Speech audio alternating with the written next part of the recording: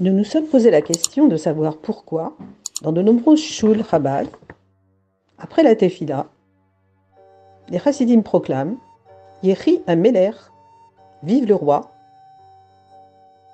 En effet, le rabbi indique que cette proclamation est vitale lorsqu'elle est adressée au Nassi de la génération. Ceci a été dit dans son allocution du 2 Nissan 1988. En effet, il est important d'expliquer cette nécessité de proclamer Yehi HaMelech, dont une variante plus longue est Yehi Adonenu Morenu Verabenu Melech HaMashiach le Lamed, ce qui signifie vive notre maître, notre guide, notre rabbi, roi Mashiach pour l'éternité. Alors ce sont deux variantes de Vive le roi. Et nous avons donc posé la question à Rav Shlomo Majeski, qui est chaliar du rabbi et qui dirige le Machon Chana à Brooklyn, pour qu'il réponde à nos questions sur ce sujet. Alors, première question, sur quelle base repose l'usage récent de clamer Yehi HaMelech après la Tefila? Alors, réponse de Rav Majeski, dans un extrait de la Sikha du Rabbi Melech HaMashiach, du 2 Nissan 1988, il explique les qualités inhérentes au roi et à la royauté et ses rapports avec le peuple, et sa proximité aussi avec son peuple. Il rappelle que tout ce que la Chassidoute explique au sujet du roi est applicable au Nassi de la génération. Le Nassi, c'est le chef de la génération, le guide spirituel. Pendant l'exil, lui-même est issu de la lignée de David. Et ce jour du 2 Nissan est l'anniversaire du départ de ce monde du Rabbi Rachab. C'est le 5e Rabbi, donc en 1920, de la dynastie Chabad. Et ainsi, depuis 1920 jusqu'à 1988, cela fait donc, avec les 3 rabbis, 68 années écoulées depuis sa disparition. Et le rabbi explique, ce nombre 68 est la valeur numérique, en gematria, du mot chaim, la vie. Et par rapport à un événement quel qu'il soit, chaque rappel annuel doit procurer un complément de vie à ceux qui le commémorent. Et cela est valable pour l'anniversaire d'une naissance, par exemple. Et donc aussi pour l'anniversaire de l'accession à la Nessiout. La Nessiout, c'est la désignation du rabbi comme autorité spirituelle. Et donc la Nessiout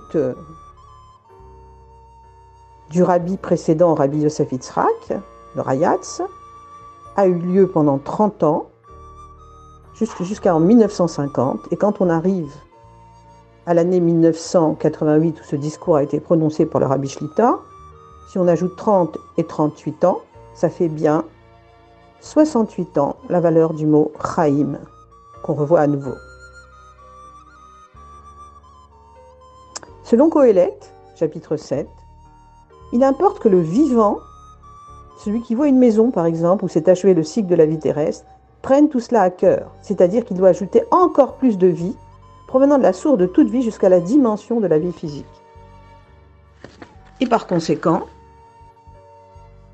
à plus forte raison, lorsqu'il s'agit du Nassi de la génération, qui est le roi, donc, c'est le roi du peuple d'Israël, eh bien, comme la vie est véhiculée par le sang, et s'écoule du cœur vers tous ses membres, et bien de même, la vie vient de la tête de la génération, le rabbi, Rosh Ben Israël, qui veut dire la tête des enfants d'Israël, et elle s'écoule vers ses membres, qui sont ses chassidim, les enfants d'Israël. Mais il y a plus encore. Ce lien entre le roi et le peuple ne concerne pas seulement le flux de vie au peuple qu'il reçoit du roi, mais également, dans le sens inverse, le fait que l'existence du roi dépend du peuple, puisqu'il n'y a pas de roi sans peuple. Quand on proclame Yehi, on donne de la vie au roi. Ainsi, lors du couronnement, lorsqu'il proclame « Vive le roi », ce que nous trouvons à propos du roi David, cette phrase signifie bien que l'effet recherché est la vie du roi. On veut que le roi vive. Et grâce au roi, le peuple vit.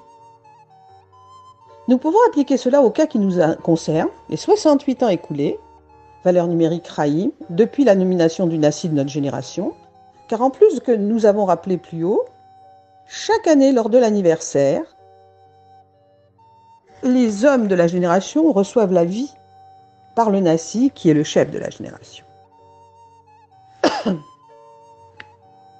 Et a fortiori lors du 68e anniversaire, qui signifie Rahim. Et comme nous le disons plus haut, en proclamant Yehi Ameler, vive le roi, il faut à ce moment-là, on donne de la vie à l'action du service du Nassi et que l'action du peuple provoque un afflux de vie quand ils proclameront vive le roi. Parce que cette proclamation dit que le temps est enfin arrivé pour que se réveillent et se réjouissent tous ceux qui demeurent dans la poussière, et en particulier, comme dit le rabbi, mon maître et beau-père, le Nassi, c'est-à-dire le rabbi Rayatz, rabbi Yosef Yitzhak Nerson, qu'ils se réveillent et se réjouissent. David, le roi Mashiach, que se réveille et se réjouisse le roi David, roi Mashiach. Alors, deuxième question, sur quoi est basée la nécessité, et pas seulement l'autorisation, de dire Yehi après ce qui s'est passé le 3 Tammuz 1994? On sait que le rabbi s'est voilé à cette date-là. On ne le voit plus physiquement, mais il se manifeste. Alors, réponse de Rav Majewski, puisque le fait de proclamer Yehi donne la vie au roi, Nassi de la génération, et réalise la résurrection du rabbi précédent, selon les termes mêmes du rabbi, son gendre, comme nous l'avons cité précédemment, ainsi que la révélation du Mashiach, comment est-il envisageable de ne pas le proclamer? Au contraire, pendant la période actuelle, où le rabbi est dissimulé à nos yeux, il est forcément plus important encore de faire cela, dans le but de provoquer sa révélation et son dévoilement. Quant au fait même de modifier quelque chose depuis le 3 Tammuz, nous sommes guidés sur la manière de nous conduire. Lorsque nous lisons ce que le rabbi a dit en 1950, après la disparition de son beau-père, le rabbi précédent, l'un des thèmes centraux des sirotes et des lettres du rabbi est qu'il ne doit y avoir aucun changement dans ce que nous faisions auparavant en matière de service, ni même aucun affaiblissement.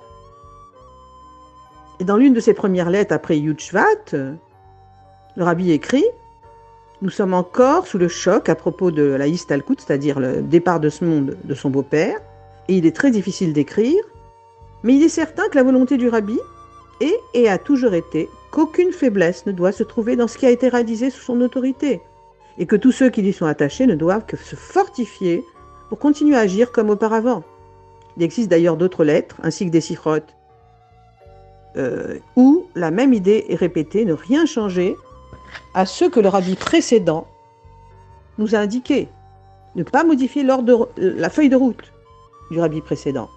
Or, tout ce qui vient d'être appelé s'applique également à nous, comme nous le disions plus haut, depuis que le rabbi a encouragé le chant de Yehi de toutes ses forces, cela doit être considéré comme un service qu'il nous a indiqué d'accomplir. Arrêter cela, Dieu nous en préserve, ou montrer la moindre faiblesse dans son accomplissement, serait aller totalement à l'encontre de chaque terme qu'il employa dans ses sirotes. Si quelqu'un voulait malgré tout introduire un affaiblissement dans cette proclamation, il devrait produire une évidence suffisamment convaincante, même s'il ne subsistait que l'ombre d'un doute justifiant le raisonnement ci-dessus. Donc, il devrait prouver que celui-ci ne s'applique plus aujourd'hui, de dire Yehi Ameler. Cependant, une simple lecture de la Sikha du 2 Nissan nous apprend que Yehi provoque la résurrection des disparus et la révélation de David, roi Mashiach. En clair, la situation où nous allons revoir le rabbi concrètement. Amen. Comment quelqu'un peut-il penser que cela ne s'applique pas à la période actuelle, dit le Rav Majewski. Autre question. Si la fameuse Sikha a été dite en 5748, c'est-à-dire 1988, pourquoi ne l'avons-nous pas publiée à ce moment? À partir de cette date, nous aurions dû clamer Yehi Ameler chaque jour. Rav Majewski répond. Il y a deux manières de répondre à cette question, et l'une veut effectivement que nous aurions dû commencer à dire Yehi Ameler chaque jour. C'est vrai, on aurait dû le faire. Et au cours d'un Fabrengen de Shavuot, le rabbi parlait des Juifs de Russie. Et il s'est interrompu à un certain moment. Il s'est adressé à l'assemblée, il a dit « nous », ce qui signifie en yiddish « alors », il attendait une réaction. Personne n'a rien compris. Le rabbi a été contrarié. Il a dit de nouveau à voix plus basse « nous », là encore, personne n'a saisi ce qu'il demandait. Et en fin de compte, le rabbi, à la fin, a expliqué que si l'Assemblée avait dit les Chaïm à ce moment-là, pour les Juifs de Russie, cela aurait rendu possible pour ces Juifs de quitter la Russie. Voilà, qui était sous l'effet du rideau de fer. Et enfin de pouvoir quitter la Russie où ils étaient emprisonnés, ils ne pouvaient sortir. Alors, cela montre que le fait de ne pas être attentif à telle grande opportunité a fait perdre un bénéfice à ce moment. De même qu'il est très possible que nous aurions dû clamer Yehi à partir du moment où le rabbi prononça cette allocution. Hélas, on ne l'a pas fait. Mais il existe également une autre possibilité.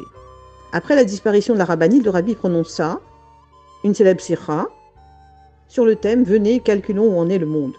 Et à la sortie de Shabbat Trouma, le 2 Hadar, cette sikha est donc disponible partout en vidéo. Le rabbi développe ce qu'il conviendrait de faire si une situation similaire se produisait. Et le rabbi dit clairement dans cette sikha que si cela arrivait, il n'y a aucun doute que ceux qui auraient des questions sur tous les sujets devraient s'adresser au Beddin chassidique de leur communauté. Mais cela impliquerait qu'il n'y aurait personne qui remplacerait le rabbi, Dieu nous en préserve. Et qu'il n'y aurait aucune sorte d'autorité centrale qui contrôlerait Lubavitch. Il est clair qu'en 1988, le rabbi décrivait une future situation où on ne saurait que faire justement. On se trouvait un peu désemparé. Ainsi, il se peut que dans cette sira où le rabbi parle de dire Yehi, disant que cette proclamation est de nature à donner la vie et la santé au roi, il vise quelque chose en relation avec l'avenir. Il pensait à la situation du 3 Tammuz, ce qui se passerait après.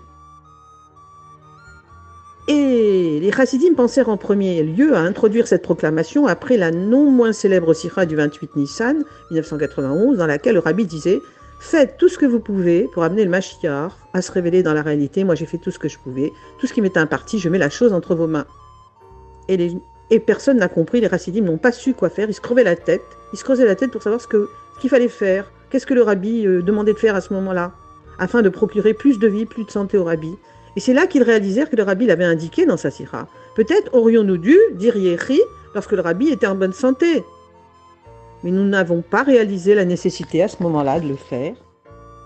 Il est probable que le rabbi destinait principalement cette proclamation pour le moment dans l'avenir où elle s'avérerait pertinente. En tout cas, du fait que nous avons commencé à la dire régulièrement et que le rabbi l'approuva en 1993, bien qu'il ne pouvait pas parler, mais il l'a prouvé de manière très claire en hochant de la tête et en encourageant le chant, le rabbi l'approuva, nous avons vu de manière claire et définitive qu'elle était désormais pertinente et qu'il fallait continuer. Alors, dernière question, pourquoi le rabbi n'a-t-il pas parlé plus souvent, de manière ouverte, au sujet de l'importance de dire Yehi à Meller à partir de 1988? Alors, réponse de Rav Majewski. Eh bien, certes, on ne connaît pas la réponse à cette question, mais malgré tout, cela n'est pas l'indication que Yehi n'est pas resté important, pas du tout. Chas v'shalom. Ce que dit la Chassidoute sur la Kabbalat Malchut, l'acceptation de l'autorité royale, c'est de dire Yehi, justement. Quand on dit vive le roi, on accepte le roi, on accepte le juge de la royauté. Donc on comprend que c'est quelque chose que nous devons faire, nous, et non le roi. C'est pas le roi qui doit dire vive le roi, ou dire je suis le roi. C'est nous qui devons l'accepter. Accepter sa royauté, et cet acte constitue le couronnement du roi quand on dit vive le roi. L'acte qui lui donne le pouvoir royal, il est par conséquent généreux de la part du rabbi de nous l'avoir révélé au tout début. Le devoir pour nous de proclamer Yehi Améler, vive le roi, car cela constitue notre service que nous avons à faire.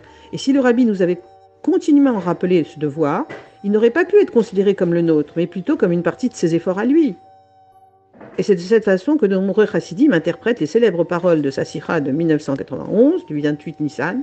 J'ai fait tout ce que je pouvais, maintenant vous devez faire tout ce que vous pouvez. C'était à nous qu'incombait de dire vive le roi. Ce n'était pas le rabbi qui devait nous dicter ce qu'on devait faire. Chacun se demandait à ce moment-là ce qu'il pouvait faire pour le rabbi. Et la réponse était Kabbalat Malchut, accepter la royauté. Et c'est ce service que le rabbi déclare nécessaire actuellement. Comme il le fait remarquer, David, le roi Mashiach, a été reconnu, et tout ce qui est maintenant nécessaire est l'acceptation de sa royauté par le peuple. Il n'y a pas de roi sans peuple, et le lien entre le roi et le peuple d'une manière totalement révélée. Le rabbi rappela de manière constante que la seule avoda, service de l'époque actuelle, est d'accepter et d'accueillir le Mashiach.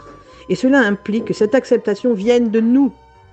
Alors, bien que le rabbi ne nous ait enseigné qu'une seule fois que le temps était venu de proclamer Yehi Ameler, il dépend en fait de nous de le faire de notre propre initiative à présent. Yehi Adonenu Morenu Verabenu Melech HaMashiach Leolam Vaed.